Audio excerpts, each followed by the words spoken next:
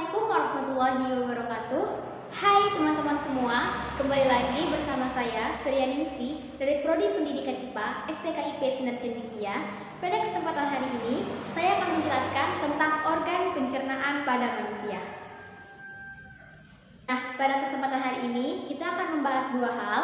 Yang pertama itu, bagaimana sih penyerapan makanan yang masuk ke dalam tubuh manusia sampai dia menjadi feses, sampai dikeluarkan menjadi fesis. Kemudian kita akan membahas tentang organ-organ apa saja yang berperan penting dalam tubuh manusia, terutama dalam pencernaan manusia ini.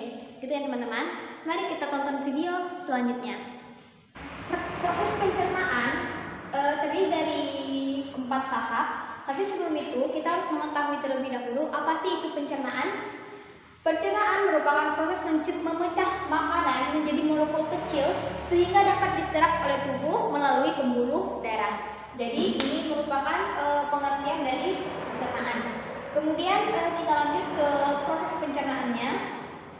Pertama itu memasukkan makanan yang pasti itu dari mulut.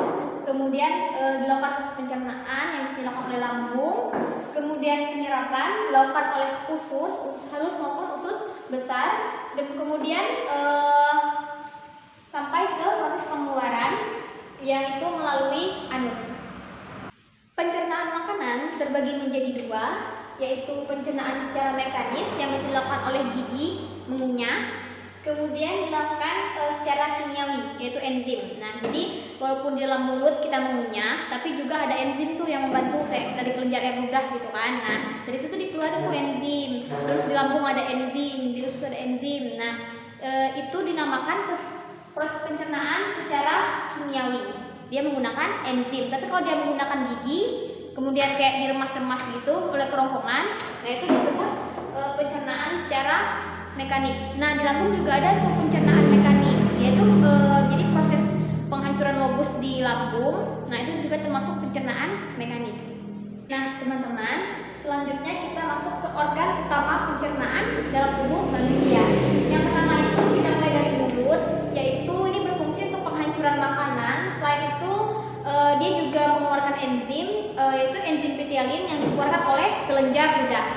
Kemudian masuk ke kerongkongan, yaitu dalam kerongkongan ini yang paling sering kita dengar itu adalah gerak peristaltik. Nah, gerak peristaltik itu adalah gerakan meremas lobus dan mendorong lobus itu agar masuk ke dalam lambung.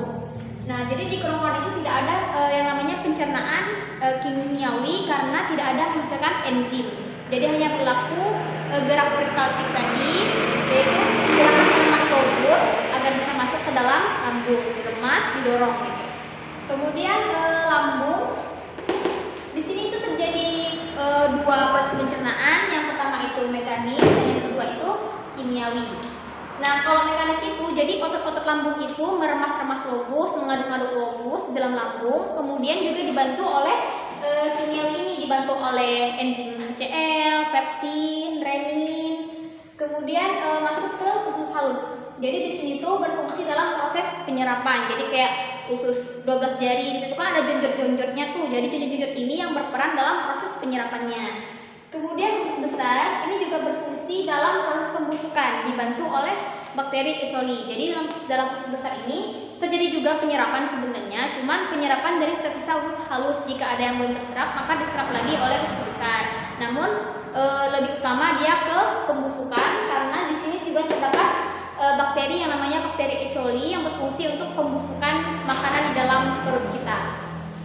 Terakhir itu anus. Jadi anus ini merupakan saluran akhir untuk mengeluarkan fesis. Jadi setelah makanan dari usus besar, dia ke rektum, kemudian baru ke anus terakhir. Seperti itu ya. Sekian penjelasan dari saya. Saya mohon maaf apabila terdapat kesalahan. Saya tutup. Assalamualaikum warahmatullahi wabarakatuh. Sampai ketemu di video selanjutnya.